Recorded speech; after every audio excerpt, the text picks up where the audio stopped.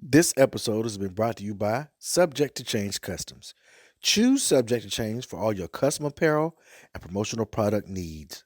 Follow them on all social media at S2C LLC and get your 4 times dope merch on their website.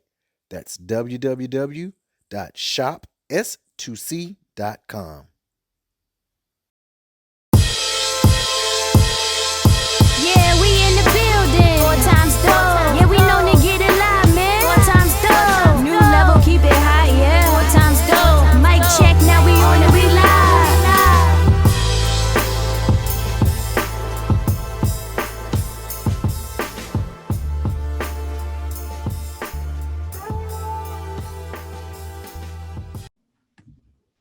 Welcome back to another awesome episode of 4 Times Dope Podcast with my homies Jamie, Rue? Shara, Kwame, and our homeboy guest, Mr. Ron Gay, uh, another NCCU Eagle, and what's your fraternity? Omega.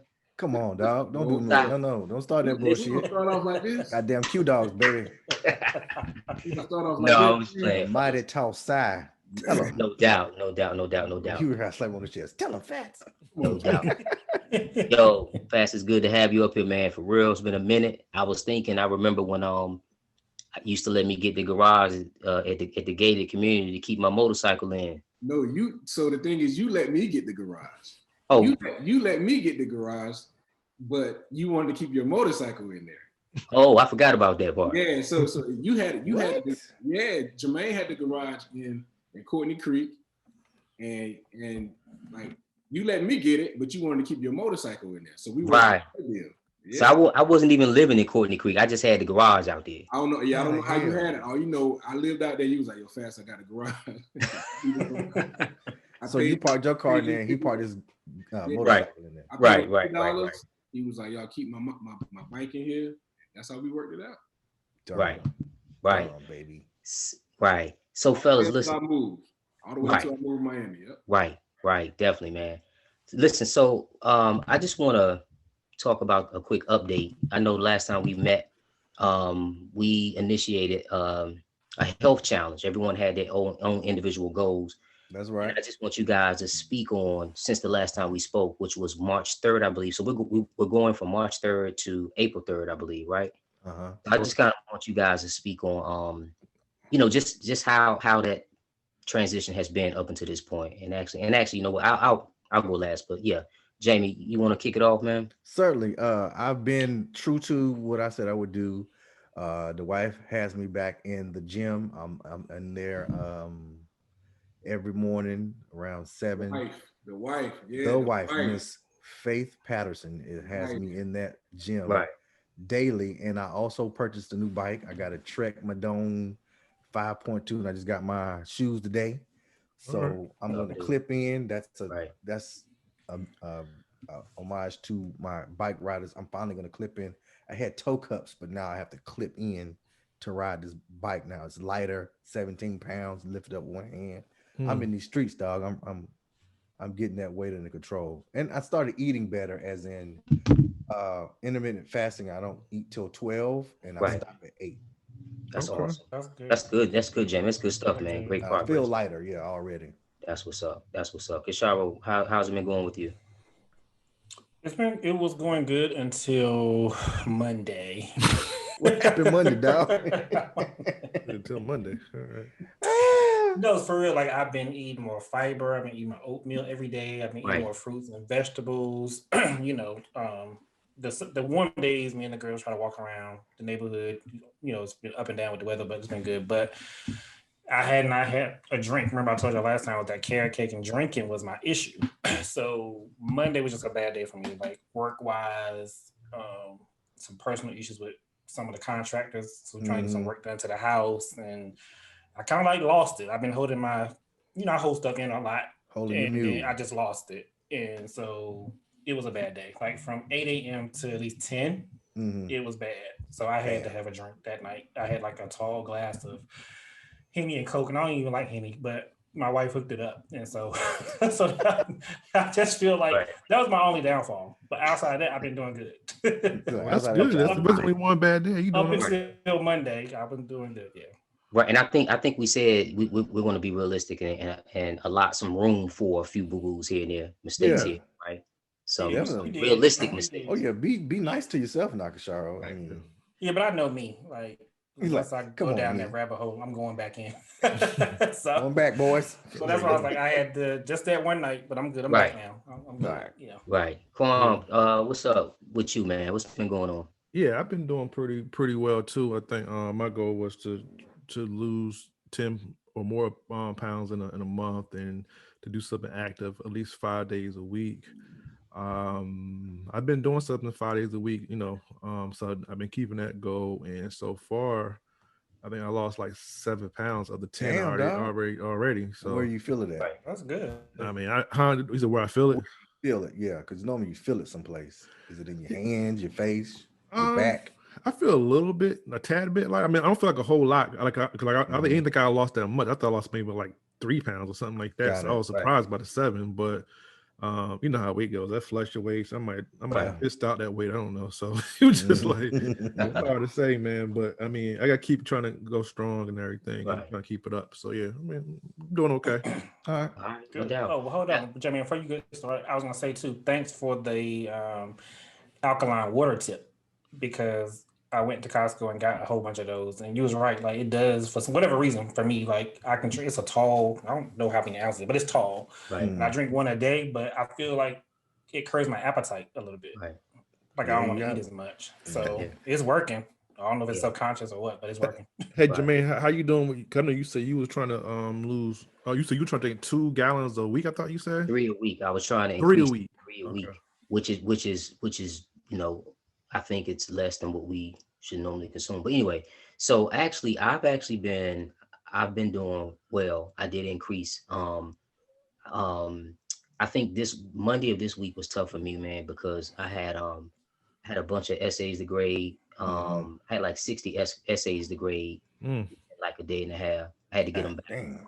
which is my fault. I sat on them for a while. But anyway, Monday was stressful, and then me having to speak at NCCU, putting together this presentation, it was just rough. You know what I'm saying? But I fell off and I fell off. I kind of like slipped when I did not drink the allotted amount on Tuesday. Mhm. It didn't work out, but I just didn't get that water in like I should have.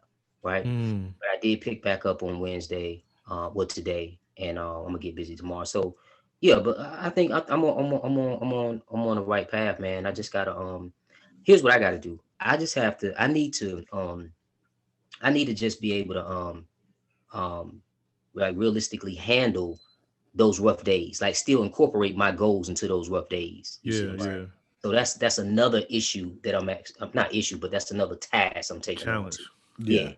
So, Hey man, you know what I thought about too when you said like the 3 gallons of water, and about 4 or 5 years ago, I went to Puerto Rico, and the weekend we went happened to be a women's bodybuilding competition going on. right. So it was a whole bunch of like real competitive type women trying to I don't say Kai D's, like I say, a little disrespectful, but you know what I mean. But it was women really in shape into that lifestyle. And I remember one of Kelly's friends happened to be there, and she happened to ask one of the women, whatever, how much water. To keep in mind, they walk around gallons of water.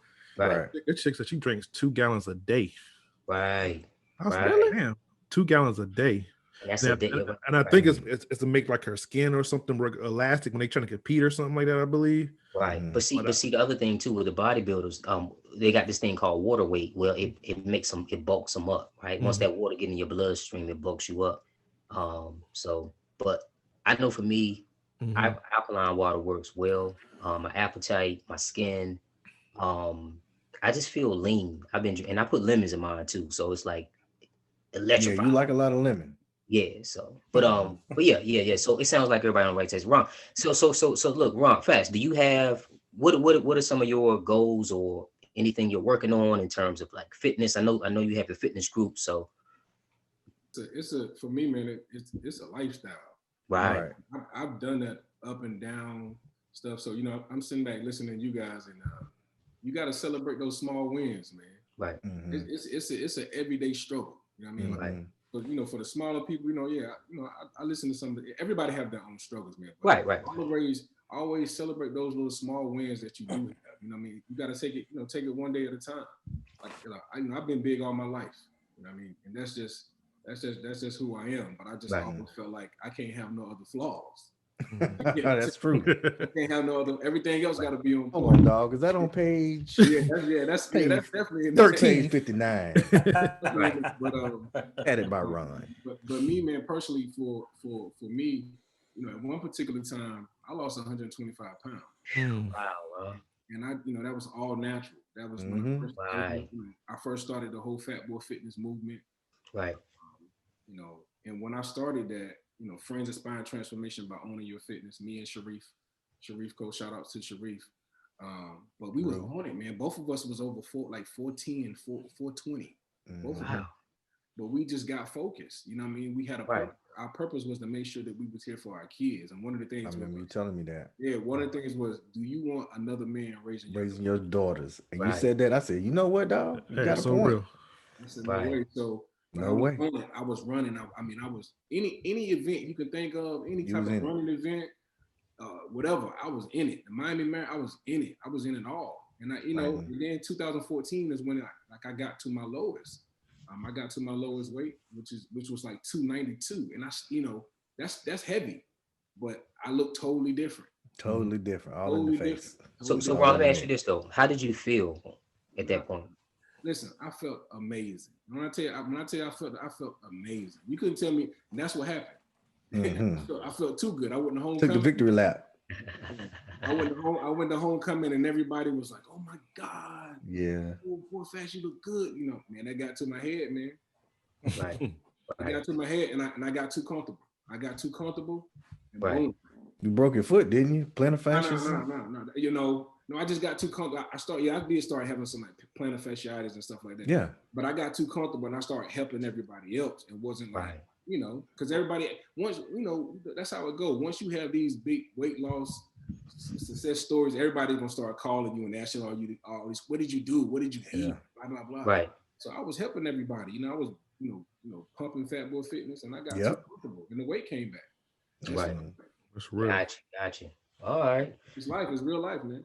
Right. It is. And all you guys said some stuff that's imperative, man, and important. I think at the end of the day, it's good to hear everyone at least we're on our respective paths and we're staying on it. So that's the main thing. So we have about maybe 3.5 more weeks, and then we'll come back and we'll get that update. And I think at that point we should be even more motivated.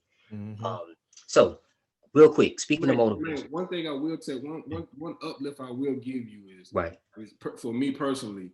One of the things was when I was doing that, when I was going through that whole, when I was like working out, getting up, and I still get up now, but during that particular time when I was really focused, I was focused. I wouldn't focus on anything. I wouldn't eat anything. Right. On my meal plan, I would take my food with me when we would go places. I would eat in the car. And one thing that really hurt me, but kind of changed it around this time around when I'm doing it, I appreciate the process more this time trying to lose it. But during that particular time, my wife told me I wasn't fun. Because you was too focused. I was too focused, so that kind of hurt my feelings a little bit. And that's honest. But it was real. So she said I wasn't fun. I wasn't that fun. You know, I could imagine. And she knows because I was so focused. Like everything was that. Everything was that. Well, Ron, you know what? I've been told that just recently in terms of like everything I'm doing professionally, from finishing up this book, which you can relate to, and some other stuff I'm doing, some other business ventures that I haven't, you know, highlighted. But I was kind of told that, and it's funny, but it's two different people. One was a friend, and the other one was a family member. But my thing is, I know what it takes, and I know what it takes to get it done. So I don't know. But anyway, we can come back to that. That's a whole nother discussion. But you guys are motivating me now, like really. Because Sharo, thanks for saying that about the water too, because I think you just actually motivated me even more. Because if you feel like there's something that's working for you, I think that's dope. So speaking of motivation, I got a phone call from another homie who went to NCCU a few days ago. I hadn't spoken to this brother in like maybe 2 years, and he called me. I thought he was joking. He would always say, "Man, you're my mentor. And I'm like, man, no, because I'm trying to find my way out here. You know what I'm saying? Like I'm out here trying to find my way. But he was like, man, you gave me some advice about 2 years ago. I think he anyway, bad relationship. He wanted to get his master's, yada yada. So I think he's at that place now. He's at a place of entrepreneurship, and he's going to get his master's. And he said, I told him something a couple years ago, and he changed his lifestyle, and things came to fruition. So my question to you all, real quick, is, what is the best piece of advice you all have given someone, from kids to family members, even to yourself? Sometimes we give advice to ourselves, like, oh wow, who wants to? Sometimes you don't know. Right. Like you just said, like sometimes you don't know. You never know. You never know who look up to you or what you said to someone. Like you said, you gave him some advice that to you that probably was just like a throwaway, normal stuff. Right. For him, he was like, Jermaine is, yo, that's my guy. You know what I mean? Told me to do this. Sometimes you don't know. You know what I mean? Right. Like for me, I mean, I'm a therapist. You know what I mean? Like, you know, that's, you know, I give people advice all the time. You know what I mean? Right. I'm more on the admin side of things now, but who knows? I mean, I don't know. I'm just speaking for myself. You know? Got you. So the question may need to be like, what the best advice you think you gave? Because you don't know what you. Nah. well, when we think of advice, what? Okay, so we can think of it like this. If anyone's come back and thanked you for any sort of advice, or any words of wisdom that you've given someone, it could be something minute, from saving money to health to relationships, what you would do or what you would not do, what you should do, what you shouldn't do. Oh, I'm ready. I'm ready. What you got, Jay? I told Philip Terry, hey man, you need to go to grad school now, because another bruh told me, if you don't have anything to do, you don't have any wife and kids, go to the grad school sooner than later. And Phil told me, he said, because you don't have any other restrictions, you don't have to be accountable for anything. You just need to go ahead and just report to school and get it over, and you're already in that mindset. So if you're coming from undergrad, go directly into grad school. People call it a gap year and say, I want to live. That's the silliest thing you could ever do, because your mindset changes. Right. And now you have to be grown and then go to grad school. Because when I was in grad school at Central, I saw all these adults coming in the class at 5 p.m. and they was knocked out by 5:10 in that chair of sleep. Right. And Phil attended NC State and he got his master's in social work 2019. And he said, man, I should have listened to you when you told me to go to grad school. And I've heard that not just from him, but from other bros and other friends, like I should have went sooner than later. And that's just graduate school. There's plenty of other information I heard, but I remember that clearly. He's saying at graduation, man, I should have went earlier, because it was hard. He has a wife and children. You told me that too. You told me, you and Trevor. Yeah, me and Trevor together. You and Trevor were big on that, but I was still in college. I was like, man, I'm done after this. I'm done. and y'all was like, I remember clear as day. Both of y'all was like, yeah. I was like, why y'all? What are y'all doing that for? Like, you didn't know what we were doing. You thought I was in school. You thought I was just hanging around. Like, no, I'm in school. Right. You was still hanging at Eagles and James. No, I had step show practice with them, and they thought I was being weird. I'm like, no, I'm in graduate school. I'm an adult. Right. Pay me to be here. Right. Hey, Quan, what about you, dude? Talking the old head coming in. Yeah, I don't know if it's the best way, but I'm gonna word it like this. I think my advice that I gave to a couple of people, I don't think neither one took it, but some friends relationship wise, in regards to dating. And I had two different friends who, when I asked them, they was in relationships where they was about to get serious with someone, and I guess trying to struggle if they want to go further with a relationship or not. And the thing I would ask them, I said, what is it that you feel like you learning from her, and vice versa, and what is she learning from you? And both of those people that I talked to, they felt like they was doing all the teaching and all the giving. Yeah. And I was just like, oh, I don't know how it's going to work. You know what I mean? If you truly feel that's what it is, or you're still trying to figure it out. Right. To me, I think that's a step where you may have to reevaluate. And it might not even be the person with, but maybe you're not really recognizing what they bring into the relationship, and you might need to sit back and actually see what it is either. It can go both ways. And they may not actually be giving nothing, but that was two advice that I felt like that I gave, and I said didn't take it. In both of the relationships, they struggle in those relationships they was in. Mm-hmm. But they couldn't answer the question honestly when it was asked. So that would be my thing. I felt like I gave, I guess. Right. Right. Right. All right. Okay. And that's pretty good too. Kasharo, what would you say? It's hard for me to really answer that particular Don't wear question because I underwear. feel like Don't wear underwear. Don't wear underwear. I've never gave that advice. No. However, But I think you it all feels should good. go commit that. Because like I feel like for a lot of my adult life, I've always given advice to people. You know what I mean? Like for whatever reason, people come to me and just talk. So I give advice all the time. But for my kids, I tell them all the time because I heard this like years ago. I don't know. I was watching something on TV and I heard it. It stuck with me. So I always tell them. So I always tell the girls. I was like, if you find something you enjoy Yeah. doing, find a way to make money from it. Right. No matter what it is. If you enjoy doing it, try to find a way to make money from what you enjoy. So I tell them that all the time. I drill it in their head. But as far as something I received for somebody else, it's funny you asked that question, Jermaine, because on my birthday, I got a random Facebook messenger from a name I didn't even recognize. Like, how people change their names because they don't know their real name. So this dude said happy birthday to me. And I was like, who is this? And he was like, you don't remember who I am? I was like, no, because I can't even see a picture. I don't know who you are.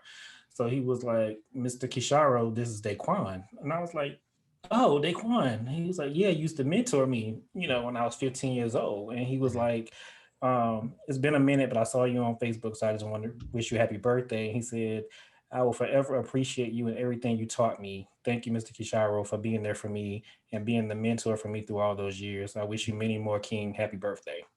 So that caught me like left field because I just didn't expect it from him. But Right. it goes to show the impact you have on people because he was like he wasn't a bad kid, but he didn't listen to nothing I told him. But obviously, maybe something must have stuck with him because now he's 25 years old and he's sending me, messages like that. That meant something. It takes a lot of helped him. steps to go through to send you that message. He had to write those words out. Yeah, so I was like, oh, okay. I did make an impact on somebody. Well, that's definitely that's an acknowledgement right there. Definitely. Right. Definitely. What about you, Jermaine? So well, I recently, the advice, homie, when he called me, it was in regard to like something Kasharo just said. I told him, one of the things I told it was some relationship advice, and it was something about he was thinking about entrepreneurship a couple years ago, and I said, man, the goal is to get paid from your talents, whatever talent you have. I think we should get paid from it. Whether it's writing or whatever the case may be. And he kind of took that up because he's actually getting into farming now. Like he majored in childhood education at Central, but he's going into like agriculture now. He's found that market, that lane, which is dope. It's definitely dope. Yeah, and it's bread in that. Sure. And the other part was during that particular time, he was dating this young lady. He wanted to work on his master's, yada yada yada, but she was like, no, now's not the time. So he asked me, and this is what he said the other day. He said, I remember asking you something like, what should I do? And I asked him, like when you leave from her presence, how do you feel about her? Feel better. That's right. Do you feel better? Do you feel more relieved? Do you feel like you don't have to walk on eggshells? I said, because a lot of times people treat you the way they feel about themselves, and maybe that's kind of like where she is. So anyway, long story short, he was able to navigate through that fog and get out of that comfort zone. So now he's at a different place, man, like spiritually and everything. So you don't see it when you're in it sometimes, man. At all, man. It's like when you're playing in the game, you can hit 60 points, but you don't see your mistakes until you get on the bench and somebody point them out. Right? In the game, you don't see that. Nah, all I see is that bucket. We in it. Right. I know you're in the business again. What's one piece that somebody's coming back and say, well, I appreciate that. We lost you, dog. Can y'all hear me now? There you go. Yeah, you sound fine now. Okay. There we go. I was just asking Ron. I know he's in the business of giving advice, but what's one piece or what's one thing that someone's come back and thank you for sharing with them? I mean, it's so much, man. It's so much stuff, especially by being in Miami. It's just a different world coming from. I'm coming from Rocky Mount. You know what I mean, and seeing different stuff. But I've seen a lot. I've experienced a lot. One of the things that I can't take credit for that I've shared with a lot of people, and I learned this in premarital. And I love sharing it, but it's not mine. I definitely can't take credit for it. But I tell people, before they get married, it's something called smirk. I learned this in church, and I learned it in premarital. Yeah, I learned it in premarital, and I mean, but who was your premarital counsel? Pastor Andy. Okay, I had World Overcomers. Pastor and Pastor Nate Nate. Davis at First Calvary. Yeah. So I had Pastor Andy and Pastor Nate, but I think it may have originated from Pastor Andy, but don't quote me. But it's called smirk: sex, money, intangibles, religion, and kids. You have to agree on. If you plan on marrying this man or this woman, you need to agree on all that. Sex. When you talk about sex, what kind? Like how often you gonna have sex? Well, what type of sex do you like? Do you like that freaky? Like, what do you like? Right. Do you role play? All of that. Like y'all gotta be on the same page. Right. Y'all gotta be on the same page today, because if not, it ain't gonna be good. You might be the person that was a freak all your life, and then he or she might not be like that. Mm-hmm. And then you're gonna be chasing something. You know what I mean? Once you get married, you ain't gonna be satisfied in that area. The next thing is money. Are you okay with your wife making more money than you? Are you okay with your husband making more money? I am very okay with my wife making more money than me. Can't wait. Cannot wait. What type of accounts are you gonna have? Who gonna manage the money? Who gonna take care of my accountant wife? Who gonna take care of the bills? Like who gonna pay the bills every month and manage that? My wife. Right. I mean, what bank are you gonna bank with? She might be like, well, right. I've been my mom and dad have been at Wells Fargo.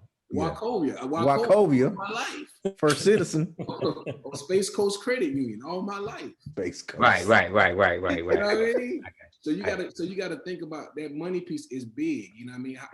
Are you guys gonna give each other allowances? Each month. Just money can cause a lot of problems. So you have to agree on those different things, and you can keep going in different areas. And the next thing is intangibles. When I say intangibles, that's anything. Leaving the toilet seat up. Which way do you like your toilet paper? Right. Do you want to face it in? Do you want to face it out?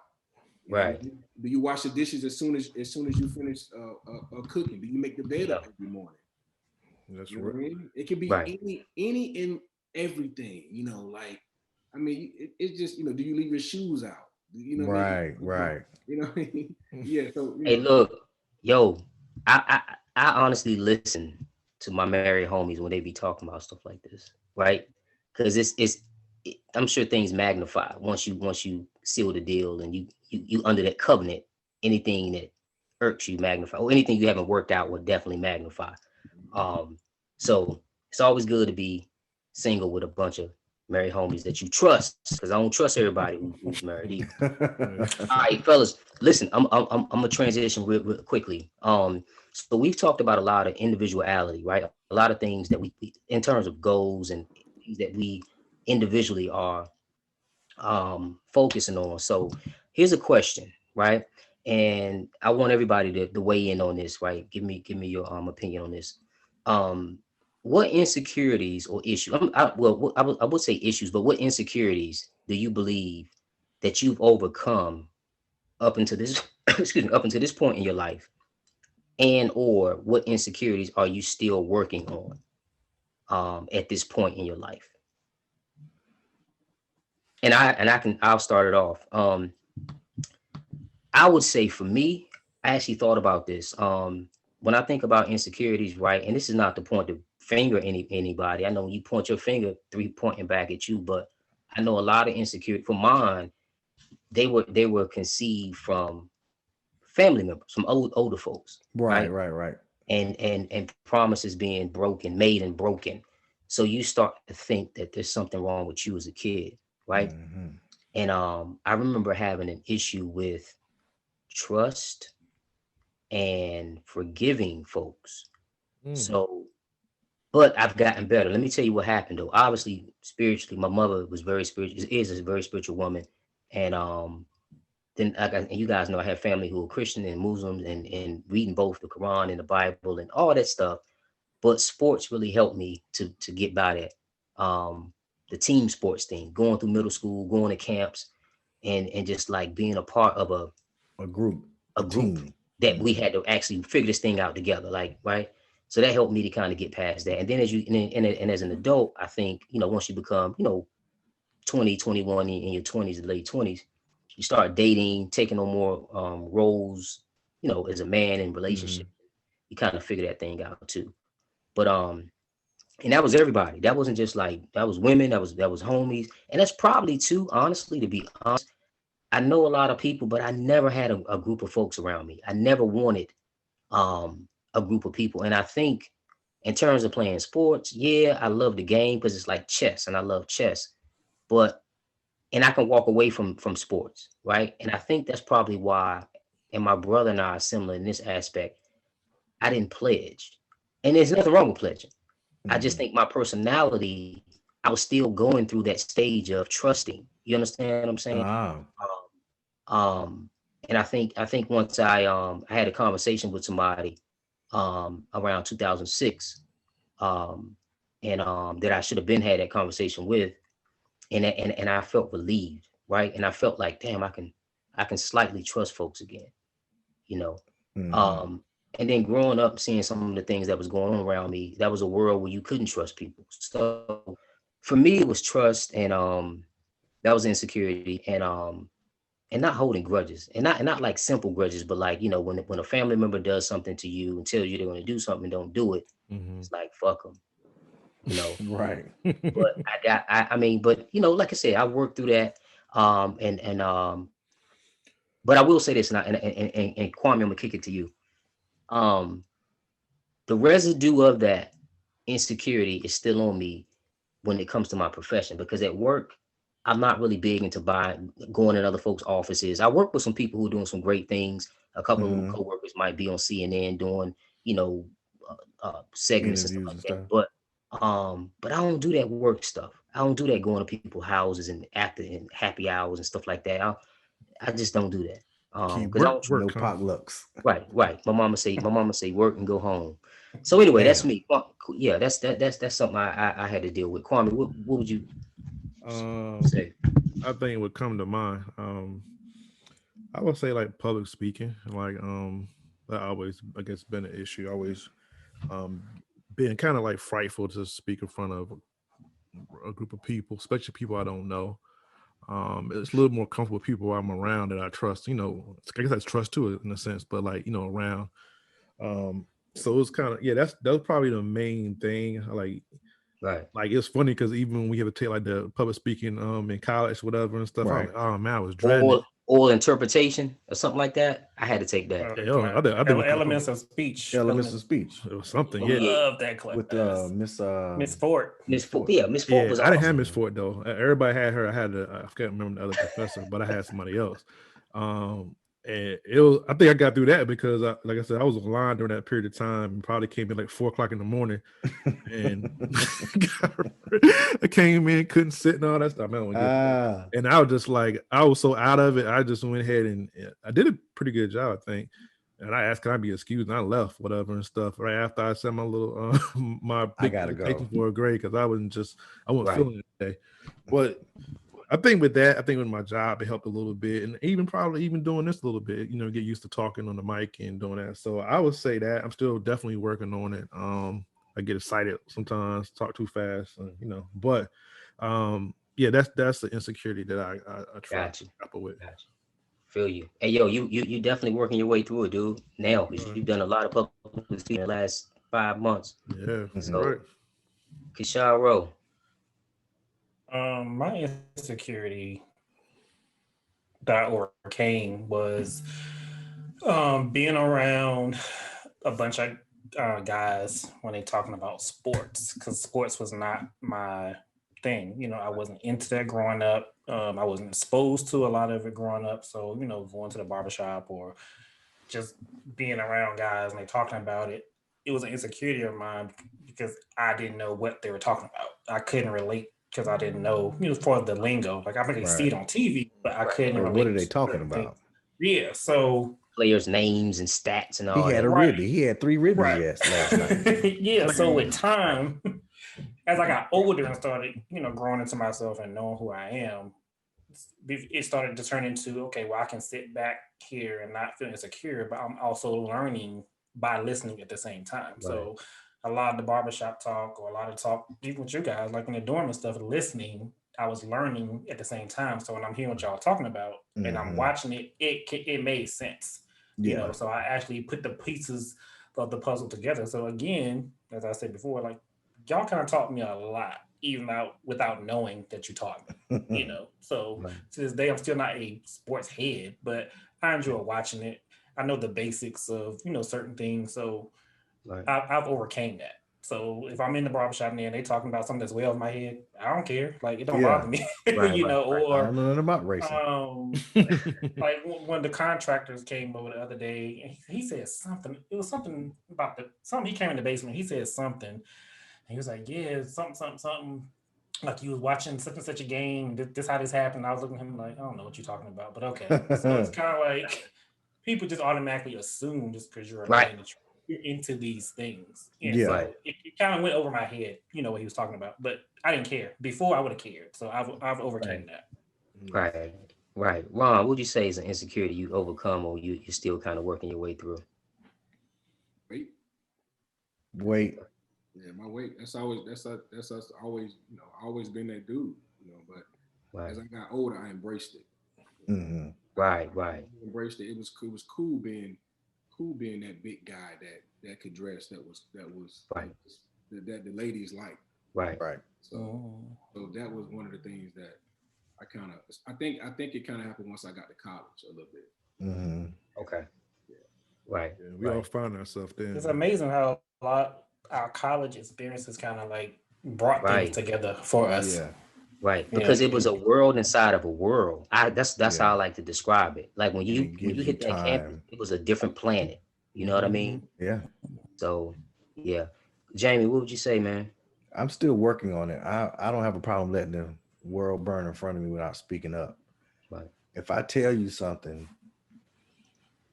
and you don't heed what I said, I will stand beside you and watch the whole shit burn down because I sat there and told you already, hey, look, I don't think you should do that. Won't you help me with? No, I told you. I stood with you and told you what to do. So I'm still struggling with, I guess, speaking up and asserting myself, or I guess, what is it called? Like, I'm gonna show you better than I can tell you, kind of thing. It's like, well, I already told you, so let's sit here and watch it burn together because I told you. Right. I have a I told you so attitude, and I have to stop that. Right. You know what's funny though, because it's because you shared some stuff with us too about like, how you may sit back and everything else, but it feels like it's almost like an oxymoron because it's like you also very direct too. So it's just like, like sometimes you don't speak up, but then sometimes you're very direct, and it's like, damn. Because and the if you direct don't part know was, you, I told you in the beginning, I was direct. I already said it, but now we got to sit here and watch it burn because I already said it. yes, what I'm saying. But if somebody don't know you, whatever and stuff, they can be offended because we know you. Yeah. Right. This is Jamie, so it's not like a big deal, whatever and stuff. So I guess to hear like, some things you may sit back on, you may not say because whatever you might be assertive on. It's kind of like, dang, it's like the yin and the yang all in one, Right. Yeah. And in business, I thought I wasn't sensitive, but I am very sensitive in business. It's like, well, this is the better price for you. You should go with this thing, but we want to do that. I don't think you should do that. And then it's like, well, we're gonna do. All right, then here we go. Let's watch it burn. Right. That shit about to burn up because I sit here and told you what to do and you didn't do it. Right. And you I told don't me see that. that You told me happening. that several times. You Yeah. definitely told me that. It's like, Fats, why are you gonna buy that? They ain't gonna be able to use it again. Right. And thankfully, you listened to me on those times. Sometimes. He wanted to buy water. That's a perfect example. He wanted to buy water bottles. I'm like, well, that's only one time use, but you spent your money on I drank the water, I looked at it and I threw it away. But if you have a bottle with your name on it, they can always keep it. An actual bottle that you open and put the water in, and it's a green bottle, it stands out, versus having a bottle with your label on it. It's like, no, I don't think you should do that. Right. There, Right. there is a use for those bottles, like a church or something. Like a one time use, I need a small bottle of water. But in this particular case, like, no, you want people to know your brand, how to contact you. I done gave the whole spiel, and he took it. He understood. I'm like, well, thank you. Right. Not Right. that I don't get a lot of those customers, but when I do, it's like, well, I done told you, I take your money, but I told your ass. Yeah, Gotcha. so I'm Gotcha. still Gotcha. working on that. I told you so attitude kind of thing. Right. Right. Okay. I think part of that too, Jamie, is you become more assertive. It's like if you give someone that you give him advice, Yeah. you don't take heed to it. But then that sequel of Jamie comes out. If that sequel came out first, if that was the first part of you, I think it would be more impactful, right? But it's just interesting how when you assert yourself at that point, you don't care. It's like, okay, I'm gonna watch you burn. I'm gonna watch you. We're gonna watch together. We're Watch gonna you burn. stand together. I stand right here watching. Right. Right. Right. Right. Right. Yeah, that's what's Yeah. up. I get better at it. We about to take a shower? Yeah, I just was curious. Like, is that across the board for everybody, or is it with certain people? That's pretty much everybody except my mama. That's everybody then. Sup, your mama? Shaking the mama, I told your ass. Yeah, that's crazy. Right. All right. So like, I think we had mentioned like it's before, like in the previous episode, like we're doing the health challenge, and Jermaine also mentioned it at top of this show. So we're gonna circle back around, and I wanted just to ask y'all, like, what do you think is like the I guess the biggest challenge for people in general in regards to maintaining a healthy lifestyle? Like, what are some of the things where by and large, where it's kind of hard for people to keep with it? And Jermaine, what you think about that? So I think it's a couple different things. I think it's fear is one. I think Mhm. money is the other one. Because let me just say this. I think a lot of times you have a lot of people where um their diet matches their budget, and they're cool with that, Mm. and they want that lifestyle. You got some other folks, their diet matches their schedule. People who are busy all the time, eat on the run. Um, and you got some other folks who are just like anybody. If they're around folks who don't have working out on their radar, so we Right. adapt to the cultures. Um, and just like homework, remember, we were younger, we would hear the word study and we just think gotta be hours when studying can Yeah. be 10 minutes here, 10 minutes here.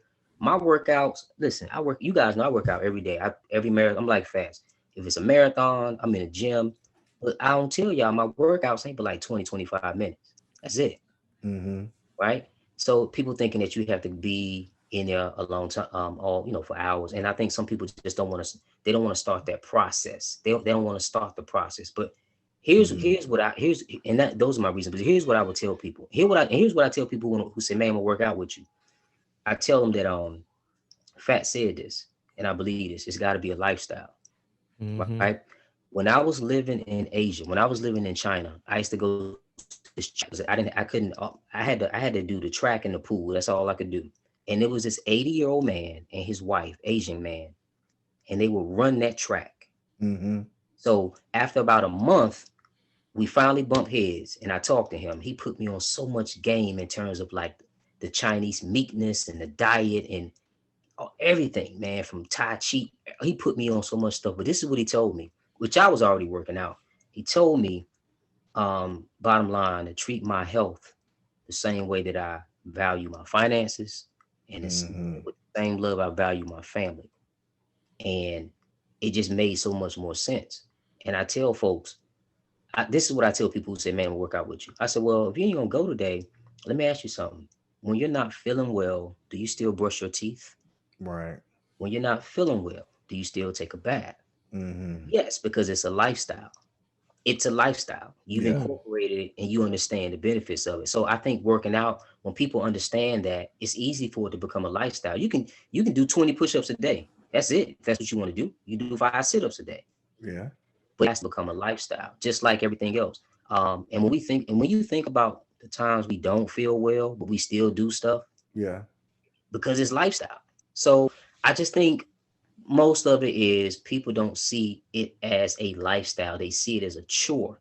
Yeah. Yeah. So that's my take on it. Hey, Fast. What about you, man? You the guest, man. I should went to you first though, but my bad, Fast. I should have passed it, man. No, being consistent, man. That's the main thing, man. Being consistent. If you be consistent on, like, that's what make it happen. And you got to understand it's all about your eating. Right. I say it's 80-20 because you can get out here and bust your butt. Right. And I've done it. I've been out there busting my butt, like, especially like last year when we had the challenge. Some of the challenges we did, busting my butt every day. When I get home, I'm gonna eat whatever I want to eat. It's defeating the purpose. Like, what's the point? What's the point of you going out here, going to the gym, busting your butt, getting up every day, but then your diet ain't right? You know what I mean? You got to make sure that diet matches what you're doing. Right. It's all about being consistent. If you be consistent and keep doing it, it turns into a habit. It turns into what you talk about, the lifestyle. But right. Being consistent, man. And that's where a lot of people fall off, because think about the first of the year. They're going hard. You see all these new people in the gym. Yeah. Hey, look, Fast, they had the nicest outfits on. Round about May. Shoot. But how about March? March. Yeah, life happens. But it's all about, that's what I would say, the being the consistent. Jermaine, you talked a lot about the money, matching, all that. That's it too, because it costs to eat healthy, but you just got to make those changes. You know what I mean? Get a meal plan. If you look up certain meal plans and people that deliver your food and stuff like that, compare that to what you pay for every day. Like for breakfast, you may spend $80. For lunch, you spend $20. Yeah. Look at a meal plan. If you had your food delivered at least 4 days out of the week, how would that help you save money and all of that? Right. People like, people make time to do what they want to do. Well, Fast, let me ask you this too, Fast. Let me ask you this too. Do you believe that results are motivational? Do you think when folks start seeing results, do you think that's hands down? As soon as that scale go down, or as soon as you can get to that next loop in your belt, or you got that looseness in your neck, as soon as you see that, man, or somebody sees it, somebody say, "Oh man, you look some weight, or you looking good." Right. That does it. Right. In fact, I got another question I want to follow with you with. So I want to know, with being that you live in Miami, and I think it may vary city to city.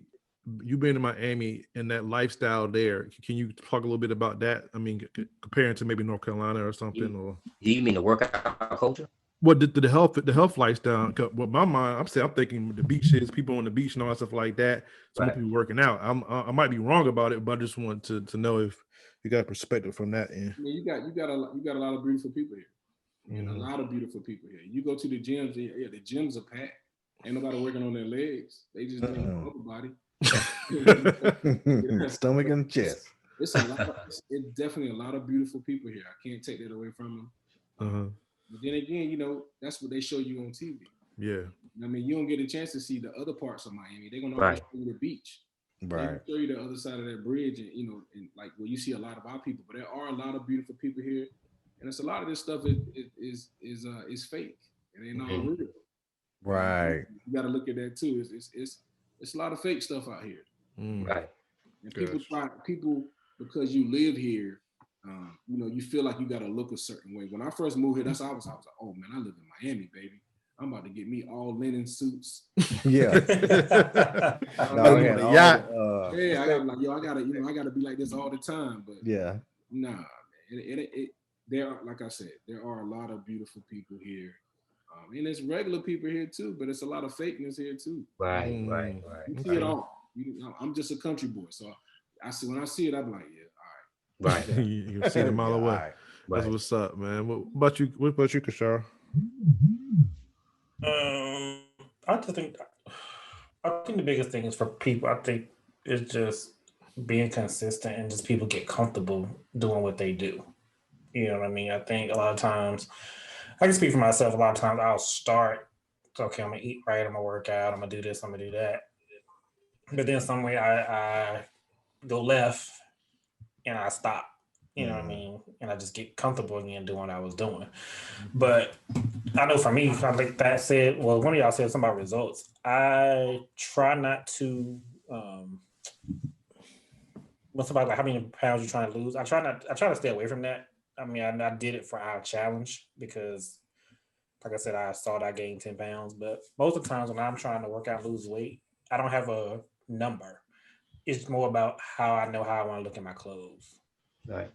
You know what I mean? So that's my motivation. But a lot of times I know I just get comfortable, so I don't stick with it. So I think that's a challenge for some people. Just discomfort. Jamie, about you, man? It's the jump. Yeah, I mean it's hard to take that jump because you don't know where to start at. Um, Most people will start on the body, as in physical labor and pushing up, running, and all that stuff, and tear your knees up. But you know the whole time you just need to work on your diet first. When to eat, how to eat. You can eat the meat all you want, but at what point are you gonna match it up with the vegetables and Right. where do you start at though? Yeah. So that's the point. Where do you start? And a lot of folk don't know where to take the first jump at. And folk have an issue asking for guidance because I see how you got it, but how can I get it too? And it's pride, it's prideful. So Right. a lot of folk don't know where to start at, and then they don't want to ask for the help, or the end result is to remain consistent. They can't get consistent after all of that because then life happens. There's always an excuse to opt out. Oh, I can't go to the gym today, my leg hurt. That's me. So I'm not going to do it. So it's all kinds of reasons why people start, and then they just, I mean, it's easier to not do it. It's indeed like homework. You have to get it done, and you owe your body. I tell myself this: I owe my body an hour a day, Right. whether it's on a bike or now at the gym. But you got to commit, and then it's always good to be a part of a tribe. So Fat started the Tosside Challenge where we were walking 100 miles, and to hear that is it's like we got to do 100 miles. But now I understand. And what time frame? 100 miles in what, a month? We did or it in so? a month, and then it went to like 200 miles. So I ended up doing 400 miles, and I had to go at 8 miles a day. Wow. Because I started so late. Right. And that's a good challenge. It was because I had an accountability partner, somebody to keep me going, and somebody tell me I was doing good. A lot of times you're in a you're by yourself and you don't want anybody to know, but because you're doing it together. Yeah, you don't want anybody to know your struggle. Yeah, you want to show everybody the good part. You right. see, the bad part is real life. The challenges that we had, like you sign up, so everybody, it became a competition. I actually started one today. Well, I sent it out today, Jamie. You'll see it. But yeah, you see everybody on the leaderboard. So you'll see. So I can see, say if I haven't worked out all week and I signed up for the challenge, I hit accept. But I look at it, and it's the second week, and Jamie got 25 miles, and I got 0. I'm like, man, it's called a rabbit. Yeah, you chasing somebody. Yeah, it's all about. It was just all about motivating each other, holding each other accountable. And when you're a part of a group like that, and you see, even with Marco Polo and all this, I got different groups like that. And if it's 5 or 6 of us, and I see 4 or 5 people that don't work out, and I'm the only one that didn't work out that day. Yeah, you're like, dang, it's gonna push you. Yeah. Yeah, my guys be like, yo, can we go 5 for 5 today? And then, you don't want to be it's that weak link, yeah. Push. The weak link. Right. So that's what it was for me. It was I had to be accountable last year. I tore my knees up doing it, but I was happy that I was a part of something in doing so, which led into cycling, because 400 miles in 3 months is insane, but I did it. And brothers was knocking out those miles like it's nothing. I think they got an 800-mile challenge now. We'll ask you, after that month, do you feel like any different, or are you losing your weight? I mean, either to Jamie or Fast, whatever. Like, was it? You see any results from that after? Yeah, just being consistent. My biggest thing was for that particular. My biggest thing for that particular time was it was right during the pandemic. So I saw I saw a lot of my brothers that were hurting, and so that we started that in April. So I started the regular Tosside Challenge in April, right.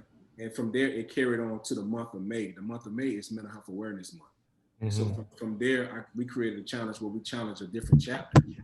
And it was focused on your physical health, but it had a lot to do with your mental health because a lot of people struggle. A lot of people didn't have any jobs. A lot of people didn't know what was going to happen. People were sick. People were dying. So those challenges gave people an outlet to actually get out there to start walking. Because once you start walking and start, because it was all walking and running. You out there, you beating that pavement up. You talking to yourself. You like everything that you thinking. You being creative. So it's a lot that came out of those. You lost weight. You know what I mean? But more than anything, I think a lot of people acknowledge and they learn a lot about themselves doing that. Yeah, that we can witness a challenge and meet a challenge head on and go through it. Right. And I learned that how to eat an elephant. If the question is, well, how do you eat an elephant? And the answer is one bite at a time. Right. And I learned that you got to break this up. You can't do 100 miles in a day. Just do 8 a day and commit. And that was it. All right, so we're gonna segue. I don't have a segue, guys. I'm not the segue king like Jermaine Jones, but here we go. What are your best and worst strip club experiences? What are your best and worst strip club experience? Kasharo, what you got? I go with my worst first. Go with your worst. My worst was me and Kwame went down to see one of our frat brothers in Richmond. Damn, that's the same one I was going to use. Oh, is it? Exact same. Go ahead. You covered it. Go ahead. It was just for me. I was just like so ready to go. It was just they didn't have anything in there worth looking at. By the time you walk in, it was just like usually the strip clubs we used to go into. As soon as you hit that door, you see something walk past you. You see them bangers right in your face. That wasn't it there. It was just I don't know. It was just horrible. I think that was the worst. It was hands down the worst experience ever. And, it was like a bunch of iron boys walking by. Everything was just flat. And no disrespect, to my Caucasian friends, our Caucasian no curves. But y'all went to a white strip club. Well, we didn't know, but good. We didn't. I'm sorry. That. Yeah. Until we got there. I was just like, it's. Was it the music horrible. Also? I think they play like rock music too. Don't nobody want to watch nobody get naked to rock music. It was horrible. It was just that is horrible. Experience ever. But my best one, I won't even say this next to a strip club moment, but I guess it stands out to me as one of the best times of being in a stripper type environment. It was the time we all went to Plum Crazies for the double lockup. And damn, took that too. And that was yours too. Got both of mine. Double lockup, boy. Double lockup days. Yeah, because it was our first time, and we didn't know what to expect. Yeah. And so when those girls came through that door, I lost my mind. I remember being on the front, and Jamie was sitting beside me, and whoever this chick was, I remember her very rich, light skin, pretty, nice body. She was giving me the business, but I think I got too excited, and Jamie was like, "Dog, calm down." Like I picked her up, baby. And I was like motorboating her, and Jamie was like, "Oh, you can't do it." She's like, "This was out of control." Yeah, I lost my mind, but that was just like the best moment because I didn't know what to expect, and like all that just came at us at one time. So that was the best for me. Hey Jay, you remember? I'm gonna go next, man. I'm the same damn stories, basically. Oh my god! So like you said, he already covered the worst one. We went to a white. So apparently, you can tell we've been hanging out at these strip clubs a lot together, I guess.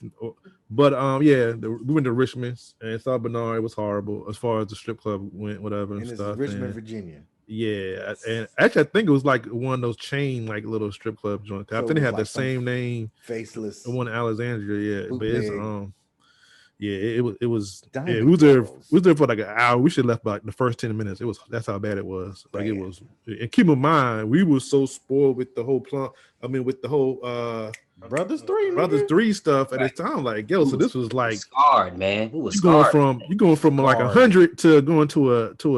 Negative you know what 2. I mean? It was devastating. So, like I said, that was horrible. And like kind of Charles said, the best time, like for me, was was the experience, and it was the Plum Crazy stuff. And I just like remember like just being in line and not having no idea what was going on. All I kept seeing the women going and the girls are going to, I guess women going to one room. We going to one, man. I'm like, why the hell are we going to different rooms? Then I'm looking around and still it's not dawning on me what's happening. And I'm thinking like, wow, these dudes up in here. And then I had to look across the aisle and I seen this chick like was grinding all crazy. And I was like, damn, he let his girl like do that, like the way she was going, like the light bulb still ain't hit me yet, yo.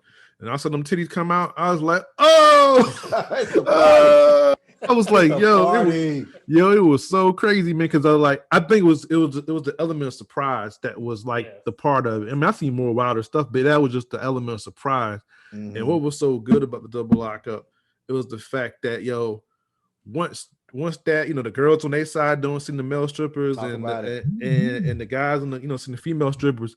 Soon as the club integrated, it was no warm up. That junk went to 100. We was all over each other.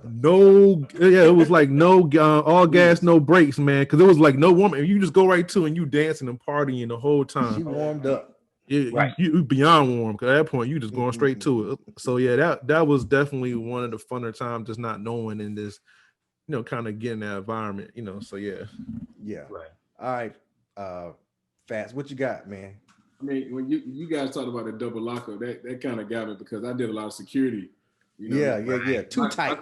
My security days with the double lockups were crazy. But one story I do have, man, being in Miami. Best or worst? This is your best or worst? I don't know. I can't. I don't. It could be.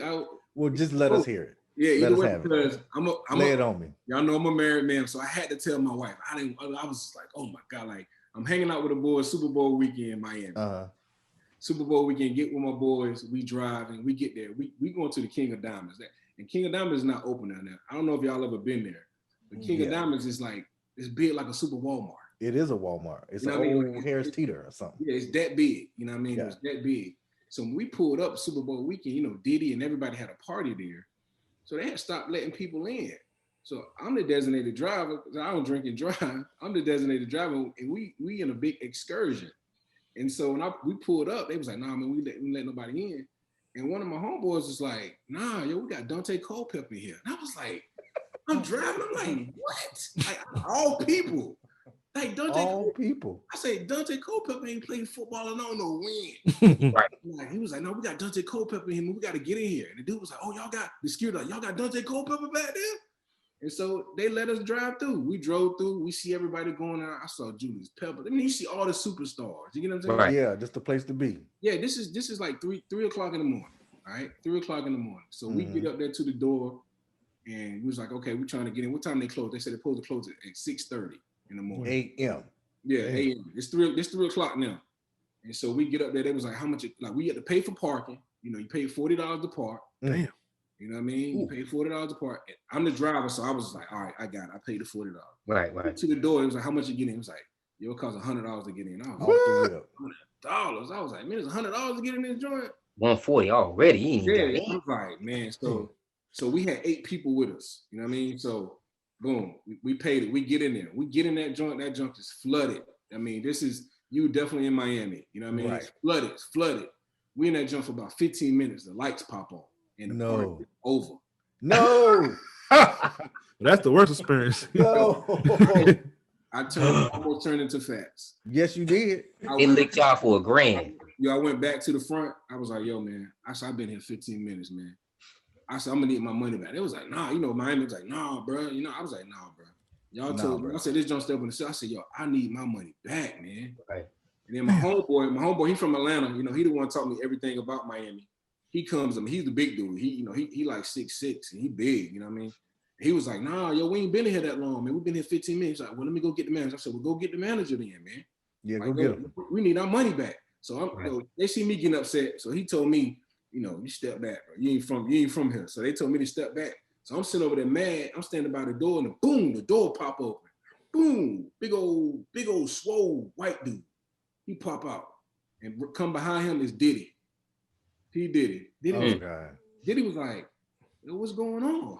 I was like, yo, I said, yo, Diddy. I said, we've been here 15 minutes, man. I said, I paid $100 to get in here, man. I need my money back. He was like, yo, calm down, big man. Super Bowl weekend. I said, yo, I need my money back, man. He reached in his pocket. He ain't tried to dance on you, did he? He be all slick. He reached in his pocket. He gave me $100 bill. And he gave my homeboy $100 bill. He was like, look, y'all come back tomorrow, man. We're gonna have the ultimate Super Bowl party. Y'all come back tomorrow. So boom, and then he just walked back in. Damn. So I'm sitting here looking, I'm like, I got my $100, I'm straight. I'm good. So my homeboy was talking to the manager, he's like, oh, yo, man, so Diddy just got y'all straight. My homeboy's like, nah. It's 8 of us. We need all our money. Right. Like that. You know, I'm standing back like, you know what I mean? I'm made whole, but we got another $600 outstanding. Dude went back there, man, and brought back a whole bunch of ones. And I got my 80 and I got my 100. So I was good. Right. So you came up. Then look this. Then the next weekend was Florida Memorial. That's the only black college here. They have Flomo. Yeah, they have their homecoming doing January, February time. Basketball. So when we get there, you know, I see my homeboy. He got some new J's on. I said, "Well, you got them fresh J's on?" He said, "Man, Diddy bought them." Diddy got them. Diddy bought them. Diddy chipped in on them. When I got home that night, I was just like, dang, man, I got to tell my wife that I went to the strip club, but I had to tell her that story about Diddy. Right. Yeah. She like, what $100? What $100? What $100? That's what's up. Yeah. Pass it over.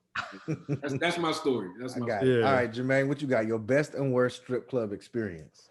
So my best, I got a couple different bests, but this best sticks out. So my best, I think it was my 21st birthday, and we all went to Plum Crazy, double lockup, and Kasharo, I don't know if you remember this, but he set it up big time. He set it up so I don't know if he told the chick, yo, it's his birthday, or he whatever. It was premeditated, but this chick, the pressure was on, bro. The pressure was on. Like, she came and got me. I don't think it was a stage, but it was people standing around. Right. And she got this one chair. Yeah. Boom. Grabbed me. And I'm like, what's about to happen? Around. Yo, man. She was motorboating me. She was just diving on me, everything. Right. The chair was doing like this. I was like this. Doing rocking, huh? Man. And I just remember her like some of the stuff she was saying to me, and like she was giving. So I'm trying to focus on all the dudes looking at me and her, and it was so hard, man. The pressure was on. I couldn't even, you know what I'm saying? I'm trying to like really be natural with it, but I'm seeing who looking at me, and she telling me something like, damn. And as far as I know, it could have been 10 of them, because the way she was going at me, it could have been 10 chicks. I don't even know how many it was, but she had you. That was one of the best nights, man. Kashara looked out that night. We had a good time that night. The worst, off the top of my head, I have two incidents. One was, I remember Javon and I, my old roommate, we went to a strip club in Hillsboro, some country. Y'all went to that house. You went to the Ship? The Ship. And there was a bunch of pirates there. When we got there, it was supposed to be double lockup, and me and Vaughn, we was like in this little room waiting, and we saw women coming in, and I'm like, man, where the chicks at? Come to find out, we start seeing dudes coming there with like the YMCA costume, like the leather nipples out. I'm like, yo. So long story short, we were there on a night where I don't know if they got rained out or what, but the chicks didn't show up, and it was men's night, and the women like yeah, y'all like this? No, we don't like this. No, I'm out. Yeah, and I want my money back. Right. I want money back. So that was one of the worst times, because we were misled, right? And we stayed there like for like an hour waiting for it to jump off. I ain't never been back to that place again in my life. I don't even think it's open. I think they got raided. They need to get raided. They shut it down. They end up calling it Reflections. Oh, it's off the side of the road, right? It's off the side of the road. That's what happened with Lovelace. You remember Eric Lovelace? Oh yeah, he went to jail over that mess. Oh, did he? No, he didn't go to jail. He got shot. Oh, I didn't know about that. He got shot there. Yeah. We that's why I said I got some stories, because we work there. You know what I mean? Too tight, baby. Yeah, we work there. Right. We got stories, man. Wow. Good and bad. Yeah, let me give y'all my good story first. So I'm more of a connoisseur of the strip club, and I've seen the best and the worst of them all. My best story is my experience in Miami at Tootsie's. So I got a homeboy, he's from there, and he took me and another one of the bros, Phil, down to Miami on a tour. So we saw quite a few of those clubs, and we even went to one club and didn't even go in. He said, "Look, don't even worry about that. Just pay, go in, get the food," and we left. Got some crack comp, which means fried comp. It ain't Right. about the girls. It was that food was that good. But going to Tootsie's was like, wait a minute, this feels like a Walmart. This is how big this place is. It was sections of just, it was shows everywhere. It was a pocket over here and a pocket over there and a pocket. And then you get your chicken back there and there's all kinds of shit. And it was like, wow, this is a well ran business. That's how I felt about Tootsie's. I was just like, yo, this is the best shit going out here. I know they're making money hand over fist. I was more on the entrepreneurial side. Now, my worst story is this. This happened in real life. I think I was with Kwame. And I said, man, what if you like ran into somebody you knew at the strip club? I remember. It was just a thought I had, right? I was there too. Jermaine might have been there too. Yeah, I was there. So we decided to go to the best strip club that I've ever been to, which was Brothers 3, which had to be 1,000 square feet. If Probably that, We up in 785, Brothers to 3, be honest. living life, and we are getting it in, just enjoying ourselves, getting these little dances or whatever. And sure enough, that thought that I had in the dorm room came to fruition. Y'all, my cousin was a stripper at the club. Right. I was so lost. I said, "What did I just said? What would you do if you ran into somebody you knew? It's my motherfucking cousin." Yeah, that joint was wild, Tripping. boy. Listen, Jamie. My bachelor party. Yeah. My dad was there. Yeah, he was. I had to tell my wife about this one. My dad was there. Everybody was there, and my cousin walked in. Yes, she did. My daddy looked at me. My daddy said, my cousin is the bros. My cousin Derek is the bros. He said, boy. I was like, nothing I can say. You know what I mean? Right. Nothing. And my wife was like, so how was your party? I was like, hey, we had a great time. We had a wonderful time. Right. It was a lot of people. It was about 17 of them. It was 17. I said, yeah, but one of them was my cousin. Oh, that's crazy. Yeah, Daddy was there. I said, yeah, my daddy was there, and we just walk out. Yeah, Wow. she was there. Well, how did your cousin react when she saw y'all? She was going to get her money. She going to get some money. She ain't dancing with them. She dancing with I them. get it. Yeah, she was like, she said, this is my cousin bachelor party. That's wild, yo. But That's gangster right there for real though. So. that's life. That though, is gangster. She didn't give a shit about nothing. I'm coming to get Right. this cash. Right. Right. Speaking of cash and how to make it, let's talk about this week's dose of dopeness. Bam. We're gonna talk about Ron Bardo Gay. He's a newly tatted. He's a newly author of a book. It's called TATed by Ron, and tips, advice, and thoughts. And Ron, if you could give us a rundown of what TATed by Ron is. I'm not basic, you guys see. I have a message. Mhm. But Ron, if you could give us a rundown of TATed. So how it all came about, man, was I had surgery. I had surgery on my knee in 2019. But I've been getting on a prayer call since 2013, 2014. One of the pastors, he's a Sigma. Okay. He's a Sigma. His brother is Jeff, which is y'all chapter brother. Okay. So his older brother is a pastor. So I've been getting on that prayer call since 2013, 14. Every Tuesday morning at 5:30. Right. So you get on the prayer call, you say your name when you check in, when you come in, or you don't say your name. But this particular time, I had surgery, so I was down and out. I had been a week out, down and out. I get on the prayer call. I didn't say I was on. I just got on and I was listening. You know what I mean? And he was like, he said, I don't know. He said, I don't know if Brother Ron is on the call this morning, but Brother Ron, if you're on the call, God told me to tell you to start writing.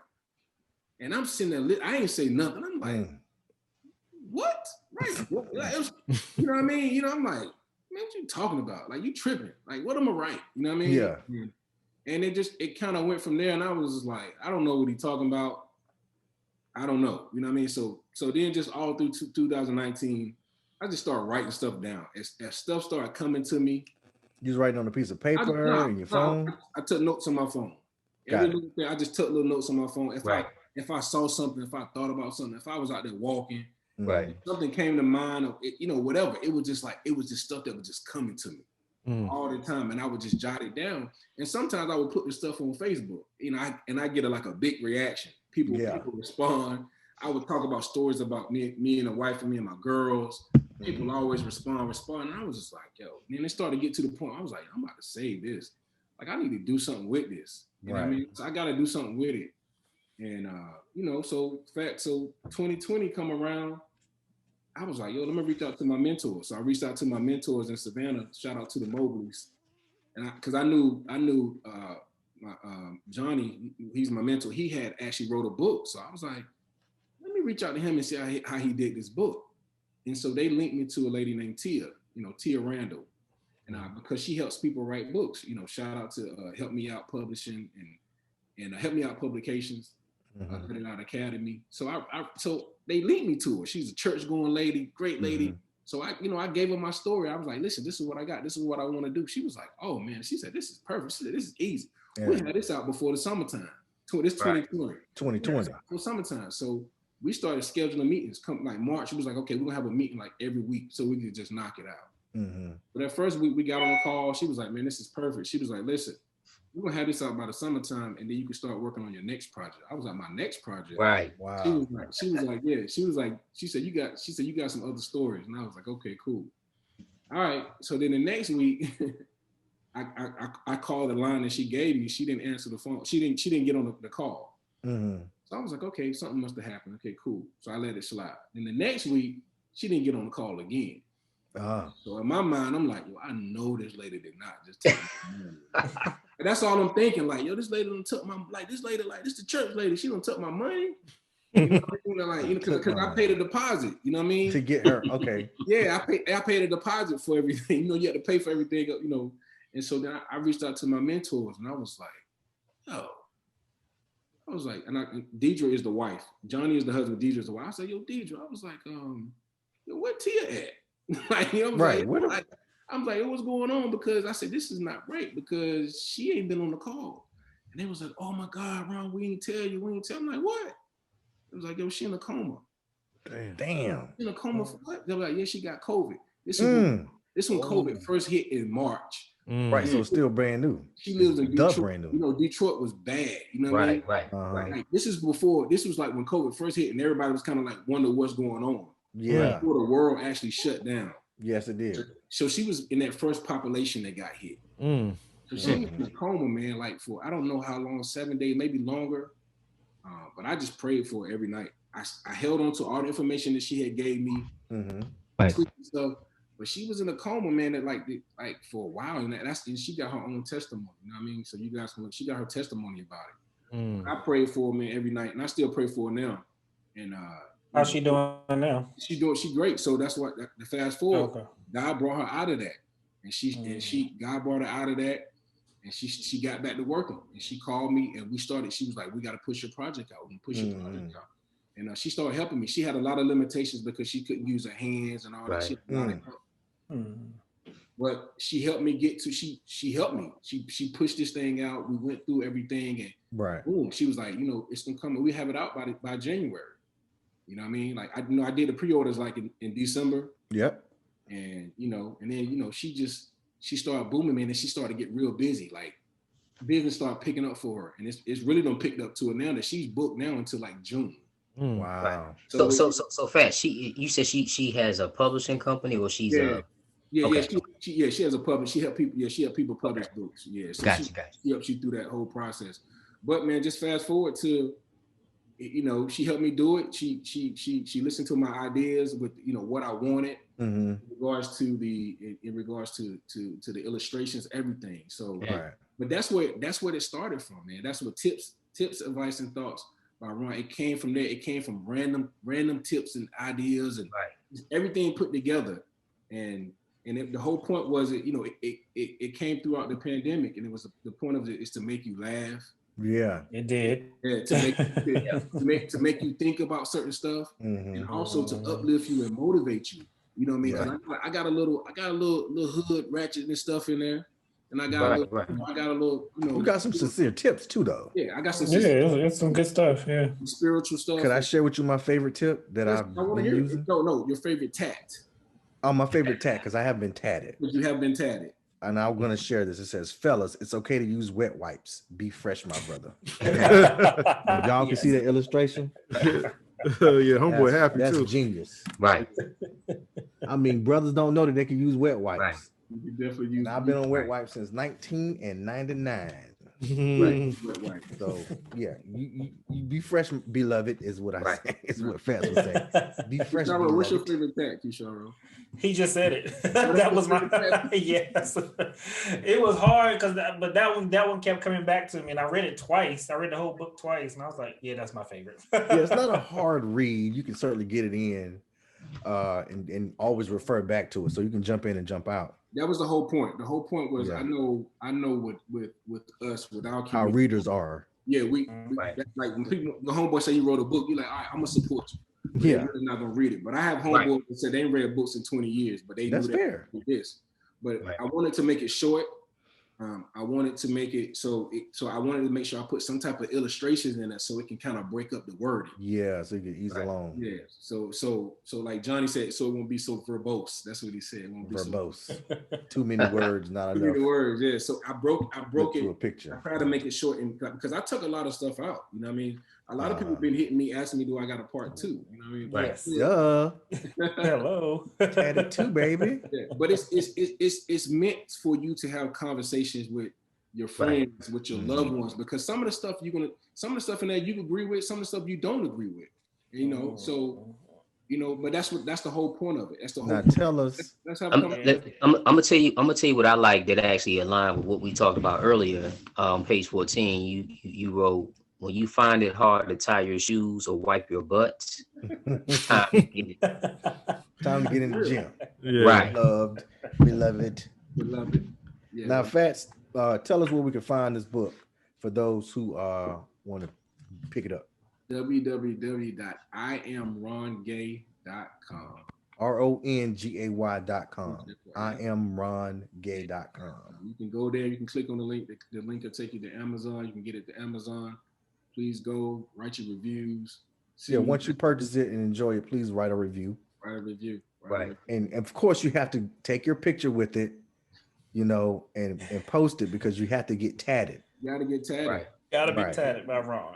It's a fun read, and I hope people really enjoy it. I hope people really get something out of it. Mm-hmm. My favorite section is the HBCU section. Homecoming section. Yeah, that was really homecoming good. tips. Yeah, you gotta know what you got yourself into. Right. I reached out. I tell you what, if she didn't go to your school, don't take her, dog. Yeah. Don't take it. I reached out to a lot of people from different colleges just to get their perspective of how they prepare for homecoming. What do they do? And I didn't want to just get it from like my fraternity brother.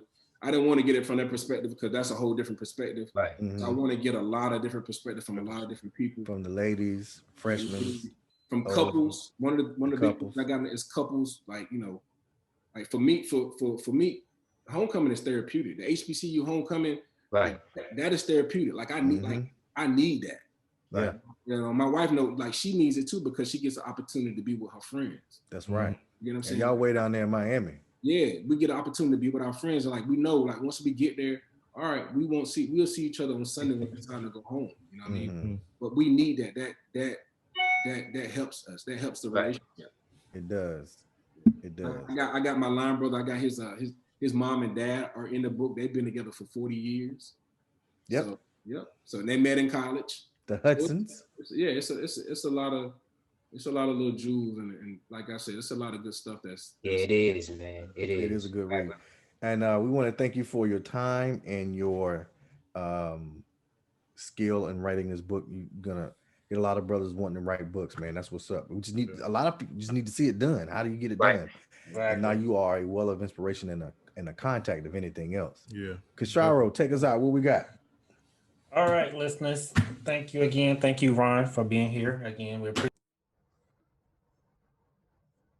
Listeners, if you want to follow us, you can catch us on IG and Facebook at 4x Dope Podcast, on Twitter at 4x Dope Podcast 1. If you want to DM us for sponsorship, you can email us at 4x Dope Podcast at gmail.com. And we also have some merch available if you want some, and you can check that out at www.shops2c.com. Did I miss anything? I think I covered it. I think sure.